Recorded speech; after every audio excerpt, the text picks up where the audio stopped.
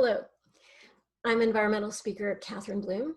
I use she, her pronouns, and I'm coming to you from Charlotte, Vermont, which is the ancestral home of the Abenaki people. The good folks at the International Yoga Festival and Health Expo have generously invited me to contribute to the conversation about clean energy here on World Nature Conservation Day, which I am so happy and honored to do. I want to say right up front that when we're talking about energy, nature conservation, and inevitably climate change, we're also putting ourselves right into the middle of conversations about social, environmental, and economic justice. And if we're going to do that, we definitely need to know who's doing the talking. So I want to position myself as a white, cisgendered, well-educated woman who is financially stable and able-bodied. I'm also from the United States, and I've lived my entire life in politically liberal communities on both sides of the country. Now, while this is ostensibly a conversation about clean energy, I think it's almost more important to take a look at why we need clean energy, which is, of course, because most of our generated energy isn't clean at all. In fact, it's killing us.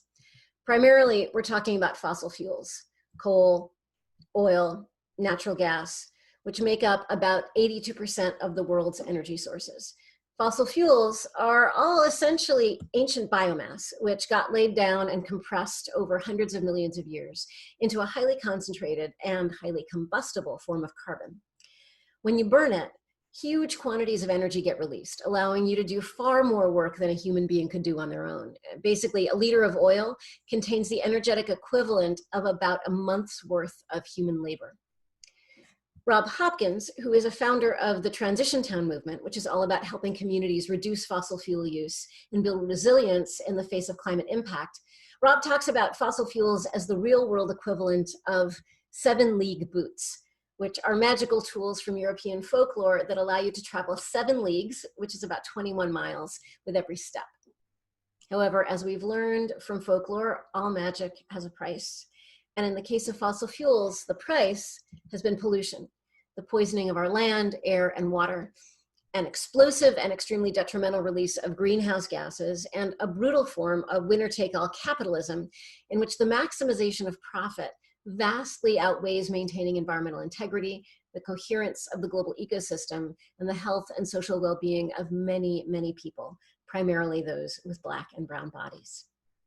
All over the world, from inner city kids in the US suffering from epidemic levels of asthma, to the desperately polluted and economically ravaged Niger Delta, to tiny Pacific Island nations like Tuvalu, which are being inundated by climate change caused rising sea levels, to the barren tar sands of Alberta, to the fracking poisoned and flammable groundwater of Pennsylvania, to the opaque air and days-long traffic jams of China's industrial cities. We are all paying the price of having massaged fossil fuels into every aspect of our systems of food and energy production, transportation, housing, and the creation of cheap, disposable consumer products. Of course, it's not even just fossil fuels. From poisonous uranium mines on Navajo land to giant hydroelectric projects flooding First Nations lands in Quebec, our endless hunger for energy sources has added a great deal of insult to imperialist and capitalist injury. And not to belabor the point, but I haven't even started talking about the ubiquity of plastic, which of course is made from oil. Great Pacific Garbage Patch, anyone? Well, look, I don't want to be doom and gloom about this. In fact, most of my career has been about articulating these issues in a way that gets people inspired and excited to work for solutions. And speaking of solutions, I would encourage you to check out Project Drawdown for detailed articulations of so much of what's possible. However, there's no denying that the climate crisis is here. It's severe, it's immediate, and it is showing no signs of slowing down. And to be precise about where we are, pre-industrial levels of atmospheric CO2 ran about 285 parts per million. A part per million is sort of like a drop of water in a tank of a car's gas tank.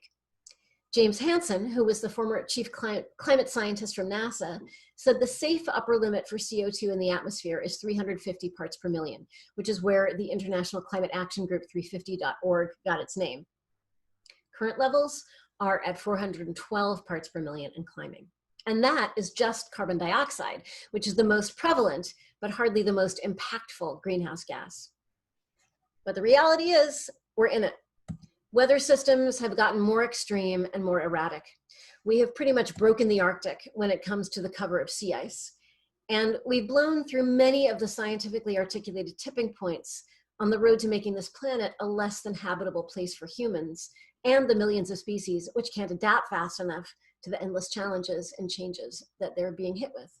In fact, we are in the middle of the planet's sixth great wave of extinction. There have been 5 before this one. 5 times in the history of the planet, almost all life has been wiped out. But it's worth noting that these events were caused by things like asteroids and volcanoes. This one is on us, and it could be us. Although I have to say, I lay particular blame at the feet of the fossil fuel industry, which knew about the climate change science for decades, hid it, and funded the deniers and the obfuscators. This is one of the reasons why divesting from the fossil fuel industry is so important. So we have got this gorgeous little planet hanging in the infinite blackness of the universe, and we are totally messing it up. What do we do? Well, fortunately, because this is an all hands on deck kind of situation, there are plenty of opportunities for everyone to participate in working for solutions from wherever their particular passions and areas of expertise lie. And we really can work on everything. We can change the narrative about who we are as a people. Are we creators or are we consumers? And how do we talk about that? We can think about shifting what we value. Are we about dominating each other with status and power, or are we here to build just, inclusive, resilient, sustainable communities? We can take on issues like reimagining urban planning, which is really about the design of where and how people live, work, and play, and how they get around to do all that stuff. We can transform our systems of industrial agriculture and move from our food being grown out of season in mass quantities and shipped around the world to relocalizing our food production and building small agricultural systems which operate in harmony with the seasons, which build soil, clean water, and repair the land. We can create circular economies which operate on cradle to cradle design, meaning that everything which gets made, from clothes to buildings to gadgets, gets reused or recycled, which eliminates waste and conserves resources. And we can look directly at where the energy which powers all these efforts comes from wind energy to wave energy to microhydro to geothermal to solar. We can create forms of energy production that are appropriately sited, locally owned, and which benefit the greatest number of people at the expense of none. Of course, one of the challenges when we're talking about green energy is that nothing comes close to matching the 7 league boots of fossil fuel, except perhaps nuclear, and we haven't really solved the problems of the poisonous nature of uranium mining and what to do with spent fuel, which remains dangerously radioactive for generations. Problem is, there really isn't a way for us to do a 1-to-1 replacement of bad energy for good. And the global population is growing at a dramatic rate, which means more people making more demands for more energy and resources. So I think what this all really means is that we have to shift back around and focus on the work of the spirit, which is at the heart of what the International Yoga Festival and Health Expo is all about. We have to examine very deeply everything from our fear of death to what we think we need to live a happy and productive life. This is a big part of what the practice of yoga is for. You know, a few years ago, I had a huge health crisis. My appendix exploded and I ended up in the hospital with sepsis. They had to do a huge operation to get me cleaned out. I almost died, and it was months and months and months of recovery. Endless weeks on the couch, just waiting for my body to repair itself. And here's my cat and I, we were learning how to knit, sort of. And I learned so much from that whole experience. In particular, I found out that healing is a process over which we have very little control, whether it's our bodies or our local ecosystem or an impacted community or the entire planet.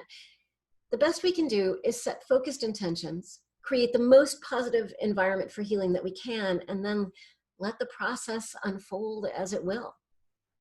This means that healing becomes an act of clarity, patience, and faith.